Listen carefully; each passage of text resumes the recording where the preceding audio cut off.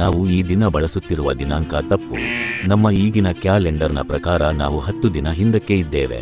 1582ನೇ ಇಸವಿಯ October ತಿಂಗಳ ಕ್ಯಾಲೆಂಡರ್ನಲ್ಲಿ 4 ತಾರೀಕಿನ ನಂತರ 15 ತಾರೀಕಿಗೆ ಜಿಗಿದಿದೆ.